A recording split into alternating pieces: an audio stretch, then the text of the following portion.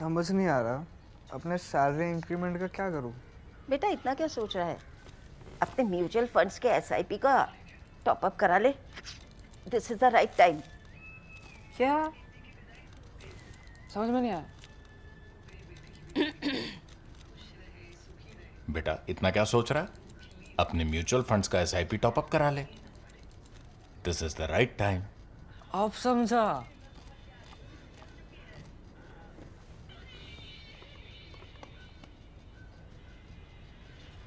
Mutual fund investments are subject to market risks. Read all scheme related documents carefully. नमस्कार, the print में आपका स्वागत है। Pakistan train hijack से लेकर पीएम मोदी के मॉरिशस दौरे तक पिछले कुछ दिनों की बड़ी खबरों पर आप सभी ने पैनी नज़र बनाए रखी और उससे जुड़े हमें सवाल भेजे, और इन्हीं सवालों पर चर्चा करने हम एक बार फिर आपके सामने हाजिर हैं हमारे इस साप्ताहिक शो शेखर से सवाल पे। मैं अपूर्वा मंधानी और मेरे साथ है हमारे editor in chief Shekhar Gupta. Shekhar, सवालों से शुरुआत बिल्कुल की जाए। एकदम। चलिए, शुभ काम में देरी क्या। चलिए, पहला सवाल कार्तिक पराशर का आ रहा है। बोल रहे पाकिस्तान में एक और तख्ता पलट की क्या संभावना है?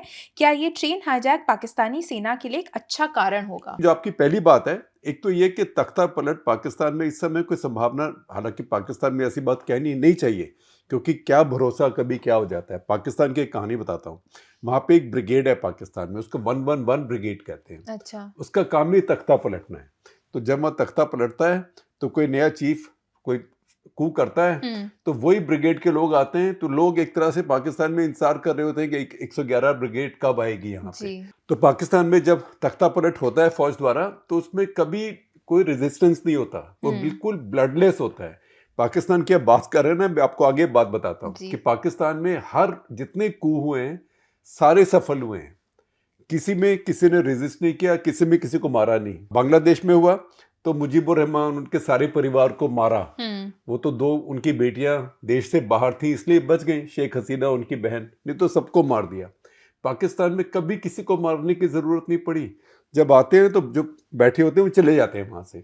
एक ही पाकिस्तान में कू फेल हुआ। अब मैं आपको कहानी सुना रहा हूँ क्योंकि आपने सवाल पूछ लिया। वो कू जो फेल हुआ वो सबसे पहला कू था पाकिस्तान में 1950 के आसपास। अगर आप उसको आप गूगल करेंगे तो रावलपिंडी कंस्पिरेसी केस पढ़िए उसको। और वो कू किस लिए फेल हुआ? क्योंकि वो वामपंथियों ने किया, लेफ्टिस्ट लोगों ने किया। और लेफ्टिस्ट में भी कौन था? उनमें एक जनरल थे, वो लेफ्टिस्ट जनरल थे। और ये वही जनरल थे जिन्होंने, जो कि सन 47-48 में कश्मीर के अंदर अपने जो कबायलियों के नाम से पहले फौज भेजी थी वहाँ पे जी, जो बारामूला के आगे आ गई थी, बिल्कुल श्रीनगर एयरपोर्ट के आसपास आ गई थी। उसके वो कमांडर थे, पीछे से सारा ऑपरेशन वो रन कर रहे थे।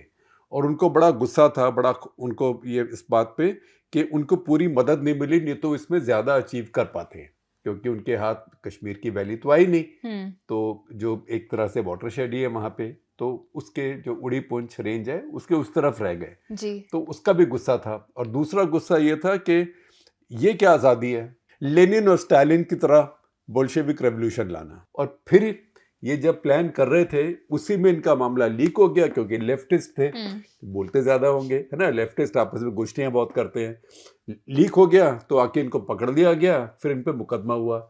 मुकदमे के बाद एक कन्विक्ट हो गए। और जो कन्विक्ट हुए, जिन पे मुकदमा हुआ, देखिए क्योंकि लेफ्टिस्ट थे तो उनमें एक पाकिस्तान के बहुत बड़े क्रिएटिव जीनियस भी थे, एक कवि, अब आपको समझ आ गई होगी कौन, जिनका गाना हमारे यहाँ हर प्रोटेस्ट में लोग गाते हैं, हम देखेंगे। तो फैज अहमद फैज, वो भी कू करने की कॉन्स्पिरेसी में पकड़े गए। अब वो तो कू फेल होना ही था ना, जिसमें सारे ऐसे लेफ्टिस्ट हो। उसके बाद सबको जेल हुई। फिर क्या हुआ पाकिस्तान में 55-56 के आसपास, एक के बाद एक वहाँ पे रूलर चेंज होते गए। तो हसन शहीद सोहरावर्दी वहाँ के राष्ट्रपति बन गए। उन्होंने जल्दी जल्दी काम क्या किया कि सब लोग जो कन्विक्ट हुए थे और जेल गए थे उनको माफ़ी दे दी। जैसे बाइडेन ने जाते जाते सबको पार्डन किया, उन्होंने इनको माफ़ी दे दी। उसका कारण क्या था? क्योंकि वो इन सबके वकील थे। तो देखिए, आप पकड़े गए, इतनी लंबी सजा हो गई, आपका वकील ही बन गया राष्ट्रपति, जिसको फिर माफ़ी का की पावर है। तो उसने उनको छोड़ दिया। तो वो एक कहानी थी, हालांकि उसमें हम और भी आगे जा सकते हैं। सोहरावर्दी जो थे, जो हम कहते हैं मीर जाफर, जिसने कि सिराजुद्दौला को धोखा दिया प्लासी की लड़ाई के पहले, बैटल ऑफ प्लासी में। तो मीर जाफर के वो ग्रेट ग्रैंडसन थे, पड़पोते थे उनके वो सोहरावर्दी। तो ये हमारे जो इतिहास है और जो हमारे जो तार जो जुड़े हुए हैं, जो आज हो रहा है वो पहले हुआ, उसके पहले हुआ, उसके पहले हुआ, और सब चीज़ें हमारे यहाँ फैमिली दर फैमिली चलती है। तो वो कू फेल हुआ पाकिस्तान में। लेकिन कू जब होता है पाकिस्तान में, होता आसानी से, लेकिन उसका कोई कारण होना चाहिए। कारण ये होता है कि जब फौजी जो कमांडर होता है उसको सत्ता चाहिए, तब होता है। लेकिन अब जब मुशर्रफ के बाद पाकिस्तानी आर्मी ने एक नया कॉन्ट्रैक्ट बनाया है पाकिस्तानी पॉलिटिक्स के साथ या पाकिस्तानी डेमोक्रेसी के साथ, विच इज चुनाव होते रहे, इलेक्शन होते रहे, कोई चुना जाएगा, वो उसको सामने बिठा देंगे, राज पीछे से हम करेंगे। क्योंकि अब पाकिस्तान के जनरल्स के बाद समझ आ गई है कि वो अगर जनरल टेक ओवर करेगा तो दुनिया में उससे बहुत बदनामी होती है। दूसरी बात, जनरल की खुद की बदनामी ज़्यादा होती है। फिर उसके लिए जिसको कहते हैं हम अंग्रेजी में ऑफ रैंप कोई नहीं होता, कि जब आप डिक्टेटर होने बंद हो जाओगे फिर आप क्या करोगे। अब देखिए, जनरल बाजवा थे, लंबा एक्सटेंशन के साथ टेन्योर लिया उन्होंने। उसके बाद जब वो और पीछे से उन्होंने सरकार भी चलाई। पहले उन्होंने जोड़ तोड़ करके इलेक्शन को रिग करवाया। फिर इलेक्शन में जब इमरान खान फिर भी नहीं आया, इमरान खान उनका फेवरेट था, तो दूसरे साइड के लोग तोड़ के इमरान खान की जोड़ तोड़ के सरकार बना दी। फिर इमरान खान, और उसके पहले नवाज शरीफ को जेल भिजवा दिया। नवाज शरीफ को पहले प्राइम मिनिस्टर से हटवाया, उनकी जगह किसी और को बनवाया। फिर सादिक और अमीन के, वो ना सादिक है ना अमीन है उस वाली बात पे, तो ना ट्रूथफुल है ना रिलायबल है। तो उसके बाद उनको हटा दिया गया। फिर इमरान खान को बनाया, फिर इमरान खान को हटा दिया। तो फिर उसके उन्हीं दुश्मनों को ले आए जिनको पहले निकाला था। ये सब उन्होंने पीछे से किया, अपनी एक्सटेंशन भी करा ली। लेकिन उसके बाद जब रिटायर हुए तो रिटायरमेंट में वो शांति से, कभी उनकी फ़ोटो आती है पेरिस में साइट सीइंग कर रहे हैं, शॉपिंग कर रहे हैं, कभी दुनिया में, क्योंकि वो खुद रूलर नहीं बने। तो ये पाकिस्तान की फ़ौज को अब समझ आ गया है कि आगे आके मत रूलर बनो, पीछे से चलाओ। आप पपेट मास्टर है ना, लेकिन आप आगे मत आओ। तो अभी आसिम मुनीर है, इसने ऐसी लॉ चेंज कराई है और ऐसे रूल चेंज कराए हैं, ये तो ऐसा लगता है कि जैसे कि सारी आजीवन ये चीफ रहेगा, 6 साल तो हो ही जाएंगे। तो मैं सोचता हूँ पाकिस्तान के बाकी जनरल्स का क्या होगा, तो बेचारे वैसे रिटायर हो जाएंगे जब एक आदमी 6 साल रहेगा। आप देखिए पाकिस्तान में कितने चीफ हुए हैं, भारत में कितने चीफ हुए हैं। पाकिस्तान के एक चीफ के टेन्योर में तो भारत के 3-4 चीफ चले जाते हैं जी। तो ये उनको अब कू करने की जरूरत नहीं है, उनको जो पीछे से करना है करते रहते हैं जी। इसी में देखिए एक और जनरल थे वहाँ पे, जिन्होंने इतना बड़ा, वो पहले ISPR के हेड भी थे, इतना बड़ा अपना पिज्ज़ा का एम्पायर बना लिया है। तो उनके पिज्ज़ा बिकते हैं सारे पाकिस्तान में, और दुनिया में भी उनकी कुछ ब्रांड्स बन गई हैं। तो पाकिस्तानी जनरल्स को इस समय तख्ता पलटने की ऐसे ज़रूरत नहीं है। वो तख्ता कैसे पलटते हैं? अब तख्ता ऐसे पलटते हैं कि अगर नवाज शरीफ पसंद नहीं है तो उसको हटा के इमरान को बिठा दिया, इमरान पसंद नहीं है तो उसको हटा के नवाज शरीफ को या उसके भाई को बिठा दिया, और साथ साथ में उसके भुट्टो का परिवार भी बिठा दिया, तो सब हमारी पॉकेट में रहे जी। तो ये पाकिस्तानी आर्मी का एक तरह से मैं कहूँगा इंस्टीट्यूशनलाइज्ड कंट्रोल है सत्ता के ऊपर। अभी देखिए उन्होंने एक अपने देश का इन्वेस्टमेंट प्रमोशन के लिए बोर्ड बनाया है, उसका हेड कौन? उसमें जनरल साहब बैठे हुए हैं। तो जनरल साहब अब हर चीज़ पे लेक्चर देते हैं वहाँ पे। अभी एक आर्टिकल आया है डॉन में, तो बड़ा अच्छा आर्टिकल है और बच्चे बड़े अच्छे लिखने वाले हैं उनका, आप आर्टिकल देखिए, आपको स्क्रीन पर नजर आएगा। वो कहते हैं कि उनको जो पहले आर्मी चीफ थे जनरल बाजवा, उन्होंने बताया कि पाकिस्तान की सिलेक्शन हो रही थी T20 वर्ल्ड कप के लिए। और मैंने कहा क्या सिलेक्शन हो रही है? ये 3 प्लेयर्स तो आपको जरूर लेने चाहिए। और मैंने चीफ सिलेक्टर को बोला रमीज राजा को कि 3 प्लेयर आप डाल लो। तो मेरे कहने से उन्होंने डाले और देखा उन तीनों ने बड़ा अच्छा परफॉर्म किया। अब रमीज राजा बयान इशू कर रहे हैं कि नहीं मुझे किसी ने नहीं बताया ऐसे। लेकिन सच्चाई है कि वहाँ फौज की अब इतनी पावर हो गई है कि वो सब कुछ चलाते हैं। जब सब कुछ चलाते हैं तो बुरा क्यों बने आगे आके वो? जी। बुरा किसी और को बनने दें, क्योंकि वो जो जब लोग नाराज होंगे, अवाम नाराज होंगे, तो जो प्राइम मिनिस्टर है, सरकार है, उसको आप बुरा कह के उसको हटा दीजिए। तो एक मोहरा हटाया, दूसरा मोहरा डाल दिया, तो अब यही चल रहा है। तो वहाँ पे वो पाकिस्तान का जो पुराने वाला सिस्टम था वो अब होना उसकी ज़रूरत नहीं है, मैं समझता हूँ, जो लोग ये काम करते थे उनको, क्योंकि उनको वैसे ही राज मिला हुआ है, जितनी मर्जी ज़मीन ले लेते हैं। जी। मैं आपको कहानी सुनाता हूँ, क्योंकि पाकिस्तानी फ़ौज और ज़मीन, इसके बड़े किस्से हैं इसके, और ये जिसको कहते हैं एक स्टोरीड रिलेशनशिप है। क्योंकि ज़मीन हर पाकिस्तानी शहर में आप जाएंगे तो वहाँ पे डिफेंस हाउसिंग अथॉरिटी, DHA, तो बड़े बड़े, हमारी जो डिफेंस कॉलोनी दिल्ली में जो आज से 50-60 साल पहले बनी थी, जिसमें कम से कम घर मिले हुए हैं फौजियों को, वो भी 300 गज, 400 गज, 500 गज। पाकिस्तान में कई कनाल से कम कोई बात ही नहीं करता है ज़मीन की। और उसके अंदर, जैसे मैं आपको एक कहानी बताता हूँ कि पाकिस्तान के ब्रिगेडियर यूसुफ वो ISI में थे। ISI में उन्होंने अफगान ऑपरेशन रन किए। उसके बाद उन्होंने एक किताब लिखी, एक अंग्रेज राइटर के साथ, गोस्ट राइटिंग उन्होंने किया होगा साथ में, बेयर ट्रैप के नाम से। अगर हमें अभी नज़र आ गई, शायद मेरे बुक शेल्फ में भी कहीं होगी, अगर गुम ना हो गई हो या घर में ना हो, या कहीं आपको इंटरनेट पे उसकी फ़ोटो नज़र आ जाएगी, बेयर ट्रैप, जी, भालू के ट्रैप में। तो वो उन्होंने किताब में लिखा था कि उन्होंने अफगान ऑपरेशन ISI ने कैसे रन किया। तो मैं उस टाइम पाकिस्तान में घूम रहा था, मैंने कहा एक स्टोरी हम कर रहे थे कि पैन इस्लामाइजेशन ऑफ टेररिज्म हो रहा है। ये 1993 की बात है, 92-93 की। तो हमने कहा वो ब्रिगेडियर यूसुफ कहाँ पे है, तो पता लगा कि वो कराची में एक कैंटोनमेंट एरिया में नया घर बना रहे हैं, वहीं रह रहे हैं। अच्छा। तो फ़ोन किया, बोले आ जाइए। तो हम उनके पास चले गए। तो चले गए, बड़े आराम से बातचीत करते रहे काफ़ी देर। तो फिर उन्होंने कहा, देखो ना, मैंने इतना कुछ किया फ़ौज के लिए, इतना कुछ किया पाकिस्तान के लिए, क्या मिला मुझे? तो मैंने कहा, आप सब लोग तो रिटायर होते हैं, आपको कितना मिलता है? इतना बड़ा तो आपका घर है यहाँ पे। यहाँ तो इंडिया में तो कोई ब्रिगेडियर का इतना बड़ा घर हो नहीं सकता, बेचारे 3-3 बेडरूम के घर में रहते हैं। नहीं, वो तो चलो पाकिस्तान में ठीक है। मैंने कहा, और आपको क्या मिला? कुछ तो मिला होगा ना, ज़मीन मिली होगी। कहते हैं, हाँ, मुझे सिंध में ज़मीन मिली। तो मैंने कहा, जी फिर कितनी मिली? तो मुझे कुछ ध्यान नहीं आ रहा, पर उन्होंने कुछ कहा कि मुझे 1000 एकड़। तो एकदम मैं भौचक्का रह गया। मैंने कहा 1000 एकड़? बोले नहीं, लेकिन उसमें आधी इरिगेटेड नहीं है।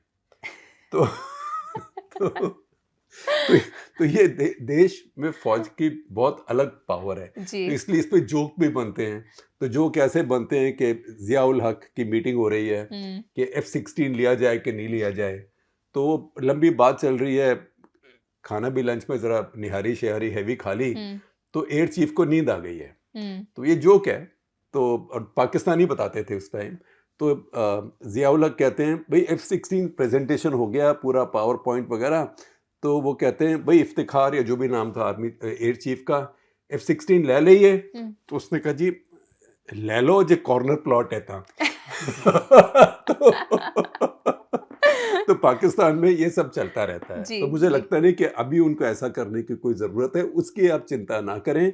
लेकिन वहाँ पे और बहुत इश्यूज़ हैं, जैसे अब ये रेलवे वाला हुआ, तो इससे ये साफ नज़र आ रहा है कि बलूचिस्तान, अगर आप कभी दिल्ली से, भारत से आप जाएंगे पश्चिमी देशों की तरफ, लंदन की तरफ, यूरोप की तरफ, तो करीब 1 घंटे के बाद आप सोइए मत, अपना टीवी मत देखिए, फिल्म बाद में देख लीजिए, कुछ पढ़िए मत, आप खिड़की से बाहर देखिए, दिन की फ्लाइट हो, आपको नज़र आएगा बिल्कुल खाली है, बिल्कुल खाली है, और ब्राउन है एरिया, भूरा, बिल्कुल एकदम बैरन, बंजर, वो बलूचिस्तान है। तो वहाँ कहीं कहीं कोई छोटा मोटा आपको हैबिटेशन नज़र आएगी, 2-4 पेड़ नज़र आएंगे, बिल्कुल रेगिस्तान है।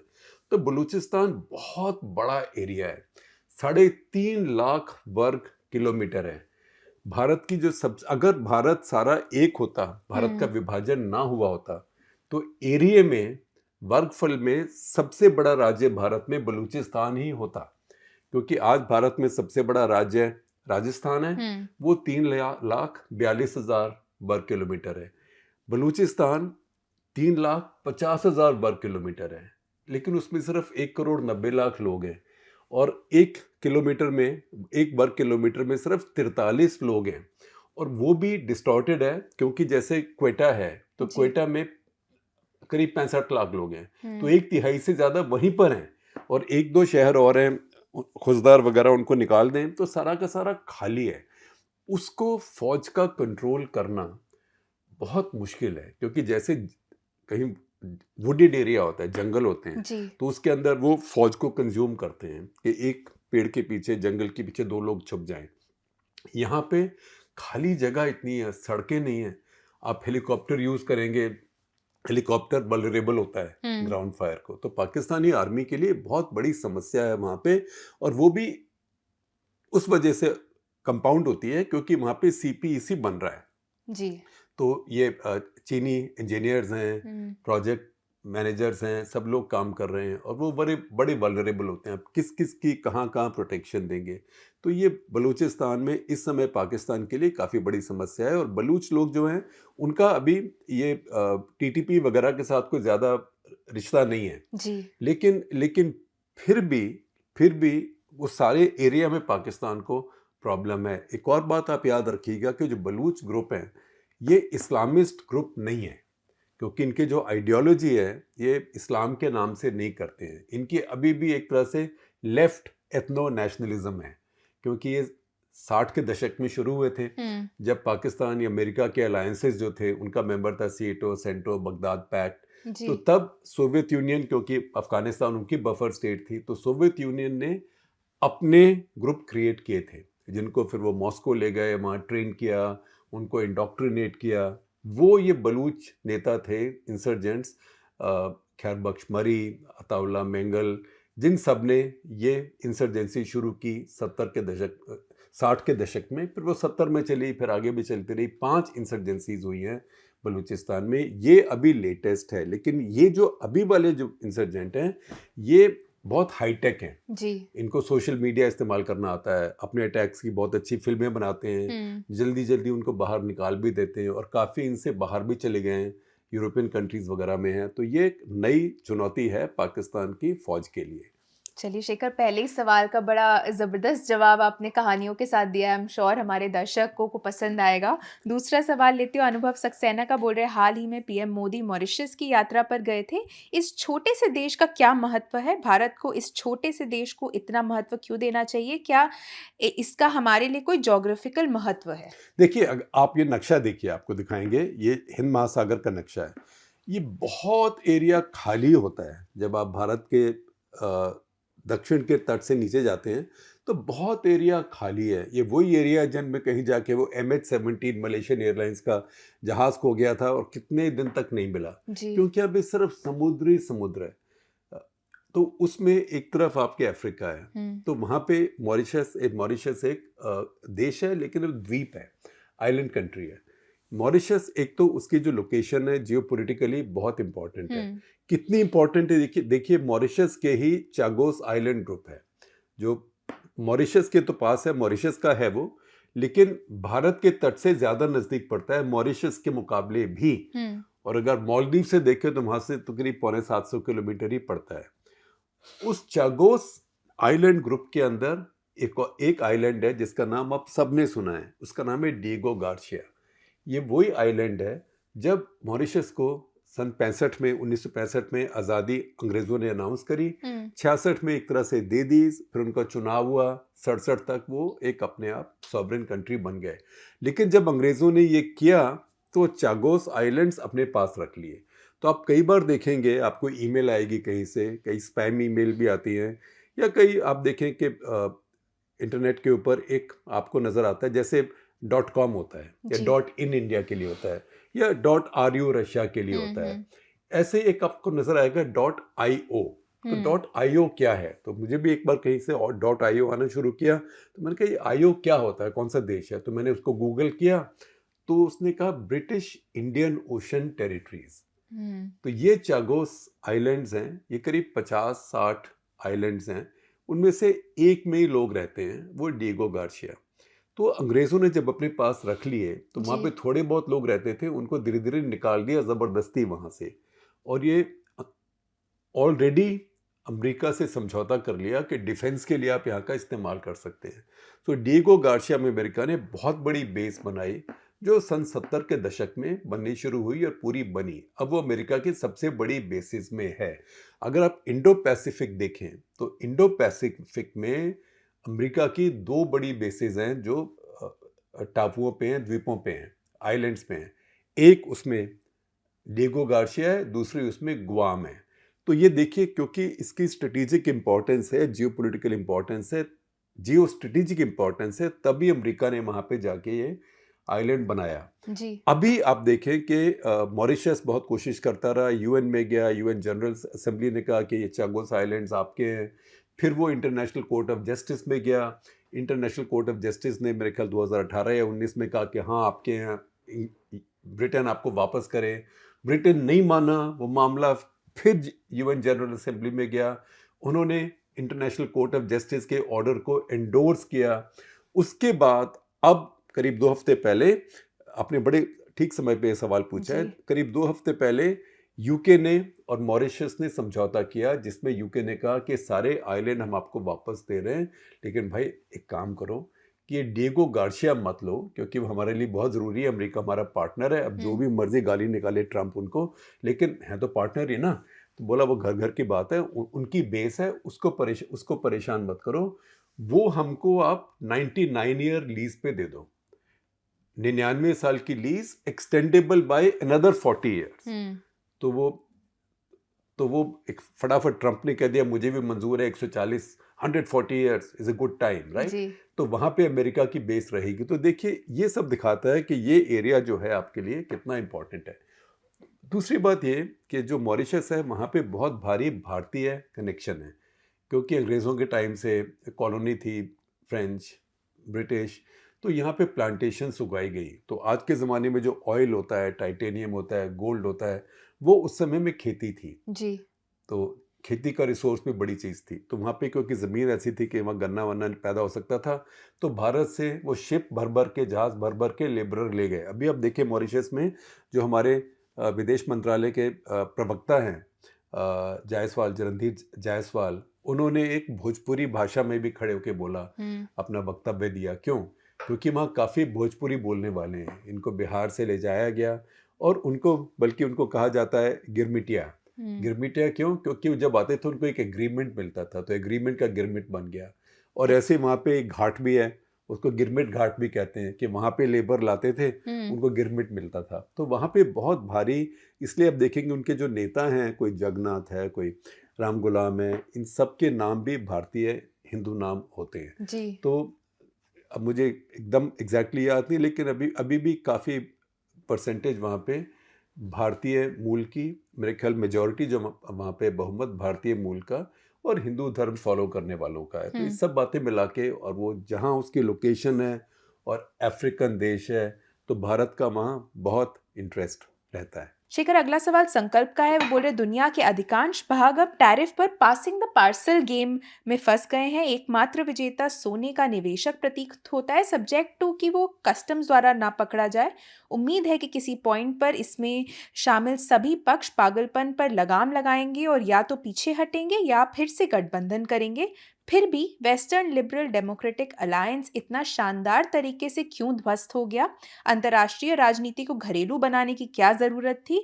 इसका मतलब है कि आपके पास ओबामा द्वारा ट्रूडो का समर्थन करने और इसी तरह लेफ्ट पार्टीज के बीच LGBTQ आदि जैसे मुद्दों पर बोनहोमी बनाने का सिस्टम था। क्या उन्होंने सत्ता को हल्के में ले लिया? देखिए, पहली बात तो यह है कि मैं ये नहीं मानूंगा कि जो पश्चिमी देशों का या ट्रांस अटलांटिक अलायंस है अभी ख़त्म हो गया है। इसको झटके मिल रहे हैं जी। अब जो ट्रंप का तरीका यह है कि एक ट्रायल बलून छोड़ते हैं रोज एक, कि देखें कि क्या होगा।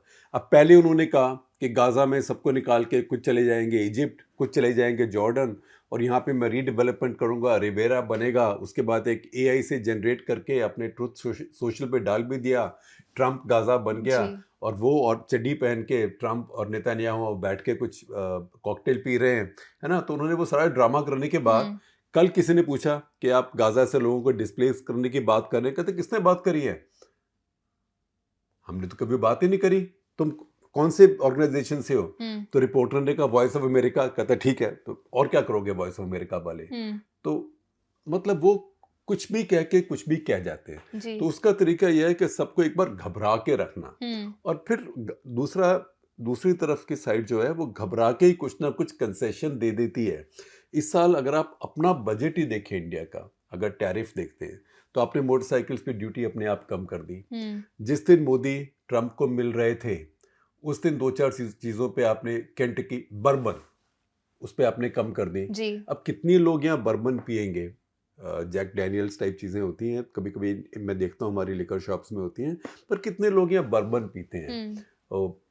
फेमस होती है केंटकी बर्बन, पर फिर भी आपने फटाफट कम कर दिया, शायद अभी और भी कम कर देंगे। तो ये वो अपने तरीके से सबके ऊपर दबाव डाल रहे हैं। इसका अब ज़्यादा असर क्या होगा देखना पड़ेगा। लेकिन जहाँ तक सोने की बात है, सोना राइज कर रहा है ट्रंप के आने के बाद से ही नहीं, उनके आने के बाद से फिर 5-6% बढ़ गया है 1.5 महीने में, जो कि सोने के लिए बहुत है। अगर 1.5 महीने में सोना 6% बढ़ जाए, क्योंकि सोना रिस्क फ्री है। लेकिन पिछले 1.5 साल से सोना बढ़ रहा है, 1.5 साल भी नहीं तो कम से कम पिछली जनवरी से सोना बढ़ रहा है। उसका ग्राफ आप देखें, आपको स्क्रीन पर नजर आएगा, इसके ऊपर हमने कट लेटर भी किया था, ऐसे बढ़ रहा है। तो इन्वेस्टर, निवेशक भी सोने में जा रहे हैं जी।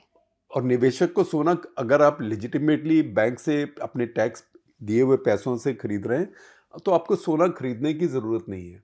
आप exchange traded funds, ETFs, gold ETFs या गोल्ड बॉन्ड्स खरीद सकते हैं। जी। उनमें भी जैसे भारत में बहुत पैसा गोल्ड ETFs में गया है। इस समय जो गोल्ड ETF में पैसा है वो करीब आप समझ लीजिए कि 70 टन के करीब सोने के बराबर है।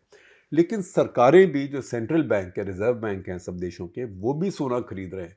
आमतौर पे आप देखेंगे कि जैसे रिजर्व बैंक हैं वो करीब 60% अपना डॉलर में रखते हैं, 30% बाकी करेंसीज, यूरो हो गया, ब्रिटिश पाउंड हो गया, येन हो गया, और 10-12% सोने में रखते हैं। अब सब अपना अपना सोने की परसेंटेज बढ़ा रहे हैं। जैसे भारत में भी, मुझे एकदम पूरा याद नहीं है एकदम, लेकिन आप समझिए कि करीब पिछले 1 साल में जो 7% हमारा फॉरेन एक्सचेंज रिजर्व सोने में था, अब 11% हो गया है। तो पिछले साल में भारत के रिजर्व बैंक ने भी करीब 70-80 टन सोना खरीदा है। उसके पिछले साल भी लिया, उसके पिछले साल भी लिया। तो जो सोने की तरफ मूव है ये पेंडेमिक के बाद शुरू हुआ है, और अब वो और बढ़ गया है, क्योंकि ट्रंप के आने के बाद किसी को भरोसा नहीं है कि दुनिया किस तरफ जाएगी। लेकिन कल को मान लीजिए कि रूस और यूक्रेन की लड़ाई बंद हो जाए और फिर कमोडिटी प्राइसेस नीचे आने शुरू हो जाए, ऑयल का प्राइस नीचे आ जाए, रूस में सोना भी है वो भी, तो फिर ये ज़रा शांति आ जाएगी। अगर आप कोई भी 10 साल का पीरियड देखें हालांकि, तो सोना कभी ऐसे घटता नहीं है। एक बार बढ़ने के बाद थोड़ा बहुत बढ़ेगा, घटेगा, लेकिन एक स्टेडीली ऊपर ही जाता है, पर आमतौर पे इतना स्टीपली नहीं जाता है जितना कि गया है जी। लेकिन जैसे आप बात कर रहे हैं वो स्मगलिंग है कि कस्टम पकड़े। तो कोई भी सोने में निवेश करना है तो भगवान के लिए कस्टम का रिस्क मत लीजिए, क्योंकि पहली बात तो ये कि सोना अगर आपको खरीदना है निवेश के लिए तो अपने लेजिटिमेट बैंक से टैक्स पेड पैसे से खरीदिए। आप चाहे तो सोना खरीद सकते हैं, आप रख सकते हैं, आपको टैक्स रिटर्न में डिक्लेयर करना पड़ेगा। और चाहे तो आप, सबसे अच्छी चीज़ है, साफ चीज़ है कि गोल्ड ETF टाइप चीज़, जैसे म्यूचुअल फंड खरीदते हैं ऐसे गोल्ड का भी म्यूचुअल फंड ही हो गया, वो आप ले सकते हैं। लेकिन अगर आप बाहर से लेके आ रहे हैं तो वो गैर कानूनी है, पकड़े गए तो जैसे ये रन्या राव के साथ हो रहा है। अब हो सकता है आप इतने मशहूर हो या ना हो, सेलिब्रिटी हो या ना हो, अगर सेलिब्रिटी ना हो तो इतनी बड़ी खबर भी नहीं बनेगी कि मशहूर हो गए, तो वो एक सेटिस्फैक्शन भी नहीं होगी, करिए जो भी हो हम स्टार तो बन गए ना, वो भी नहीं होगा। लेकिन उसकी सज़ा बहुत भारी होगी और सारे जीवन के लिए नाम भी बर्बाद हो जाएगा। तो वो वर्थ इट नहीं है, क्योंकि वो सिर्फ 15-16%, अब तो 15-16% भी नहीं है, 6% सिर्फ ड्यूटी है। तो उससे अच्छा यही है कि आप कानूनी तरीके से या सोना लाएं तो उसको अपने साथ ला सकते हैं। कुछ लिमिट्स हैं उसके अंदर, वो आप स्टडी कर लीजिए। लेकिन सबसे अच्छी बात ये कि अगर आपको सोना लेना है कि सोना सेफ़ है, मेरा सोने में निवेश सेफ़ है, तो आप सोने के म्यूचुअल फंड्स खरीद लीजिए। ये बहुत लोग जानते नहीं है कि गोल्ड के म्यूचुअल फंड्स वही सब कंपनीज़ हैं, वही ICICI, वही कोटक, मेरे ख्याल स्टेट बैंक भी, सारे के सारे बैंक जो म्यूचुअल फंड्स रन करते हैं उनमें से काफ़ी ज़्यादा गोल्ड बॉन्ड्स या गोल्ड ETFs भी रखते हैं। जी। शेखर, अगला सवाल आदित्य का है। वो हमसे थोड़े नाराज थे कि हमने पिछले कुछ एपिसोड्स में उनके सवाल मैंने नहीं लिए थे। देखा था, हमारे मैंने इनको मेंबर हैं। जवाब भी दिया था। जी जी, मैंने भी इनको मैसेज किया था। वो बोल रहे हैं कि सभी टैरिफ वॉर्स के साथ जो यूएस ने शुरू किया है और फिर EU और कनाडा ने भी इसे आगे बढ़ाया है, क्या दुनिया प्री लिबरलाइजेशन और ग्लोबलाइजेशन एरा के युग की ओर बढ़ रही है? और अल्टीमेटली ऐसे टैरिफ्स को का लाभ किसे मिल रहा है? क्योंकि हमने सुना है कि अमेरिकी अर्थव्यवस्था भी रिसेशन की ओर बढ़ रही है। देखिए, अगर ऐसे ही टैरिफ बढ़े तो अमेरिका में भी रिसेशन आ जाएगा, क्योंकि आजकल हर चीज़ जो है वो सप्लाई चेन्स जो है ये मल्टीनेशनल है। अब जैसे कार बनती है कनाडा में, अमेरिका से कुछ सामान बन के जाता है, कुछ कनाडा से में बनता है, जी। कुछ मेक्सिको से बन के जाता है। वो उनके बीच में फ्री ट्रेड है, अमेरिका, मेक्सिको, कनाडा में। अब ये सोचना कि मैं सारी कार एक ही जगह बनाऊंगा, वो बहुत मुश्किल है। और अगर आपको वो करना है तो उसमें समय लगेगा, 2-3 साल, 4 साल, 5 साल। एकदम आप फैक्ट्री नहीं शुरू कर सकते। और इसका फ़ायदा किसी को होगा तो सिर्फ चीन को होगा, क्योंकि चीन के पास वो फैक्ट्रियाँ हैं और चीन वो काम कर सकता है। तो मुझे लगता है कि अभी ट्रंप ये शोर शराबा बहुत कर रहे हैं, पर अल्टीमेटली वो 10%, वो 10%, वो 5%, वो 5% कुछ करके, लेकिन जो ये ड्यूटीज़ हैं, ये सरकारों का लालच होता था एक समय में जी। कि शायद टैक्स और आ जाए, लेकिन जो कस्टम्स ड्यूटी है कोई टैक्स का सोर्स नहीं होता, सरकार की रेवेन्यू का सोर्स नहीं होना चाहिए।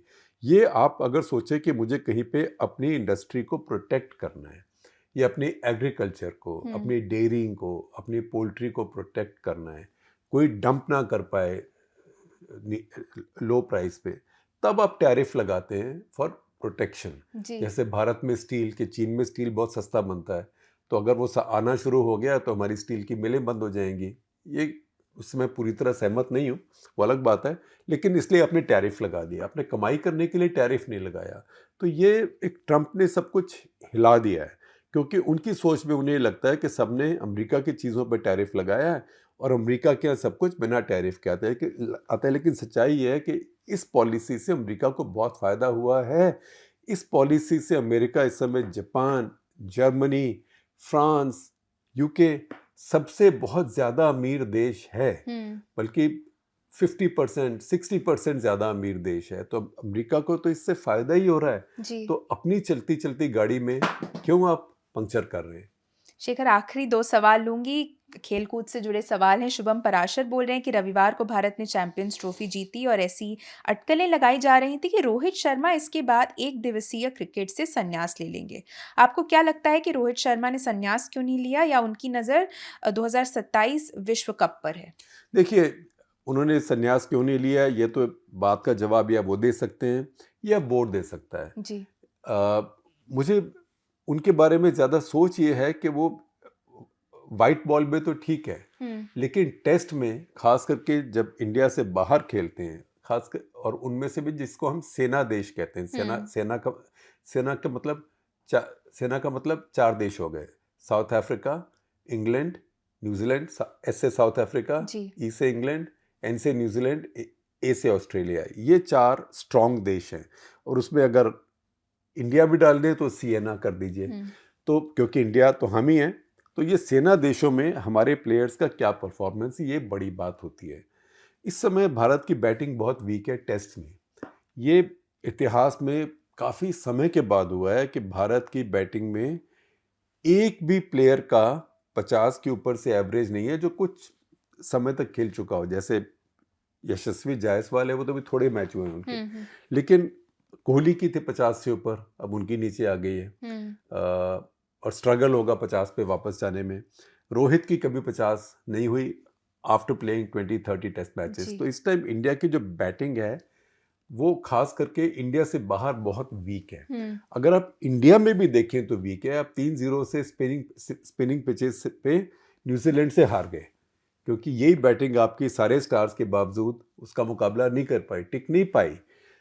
उसके पहले भी आप देखें, इंडिया में आप डोमेस्टिक सीरीज भी जीते हैं टेस्ट में, तो आपके पहले 5 तो ऐसे ही उड़ जाते हैं, फिर जडेजा, अश्विन वगैरह अड़ जाते हैं बाद में, साथ में पंत, तो फिर वो लोग आपको बचाते रहते हैं। तो आपकी फ्रंट लाइन बैटिंग जो है टॉप 6 बहुत वीक हैं टेस्ट मैचेस में। अगर आप यशस्वी जायसवाल को निकाल दें और आप पंत को निकाल दें, जी। बाकी सब तो बहुत कमज़ोर हैं, तो उसमें कब तक रोहित शर्मा की जगह टीम में रह सकती है? मैं कहूँगा कि रोहित शर्मा अगर कप्तान ना हो टीम के, तो उनके लिए टेस्ट टीम में जगह पाना बहुत मुश्किल हो जाएगा। संभव नहीं बोलूँगा, लेकिन बहुत मुश्किल हो जाएगा।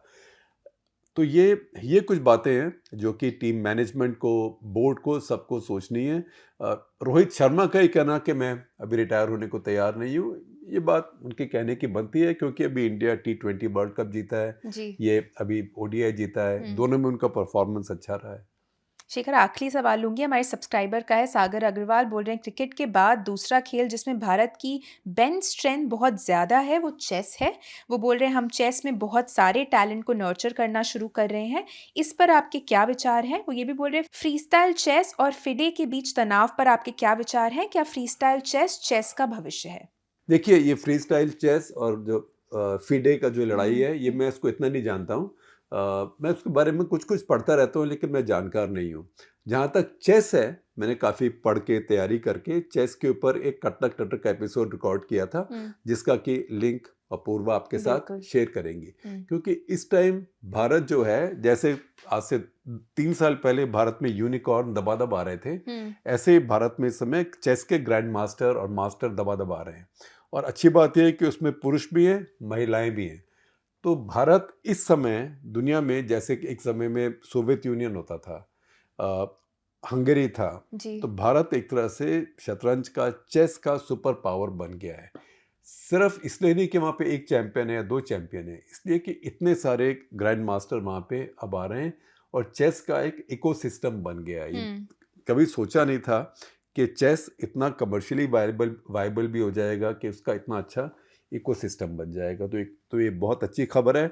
मुझे लगता है कि जो स्पोर्ट्स कवर करते हैं भारत में, उनमें बहुत कम चेस के स्पेशलिस्ट हैं। अब हमारे यहाँ चेस के स्पेशलिस्ट भी और बन जाएंगे। जी, चलिए इसी बात पे आज का एपिसोड यही खत्म होता है। हमसे जुड़ने के लिए आप सभी का बहुत बहुत धन्यवाद और आप सभी को होली की भी शुभकामनाएं।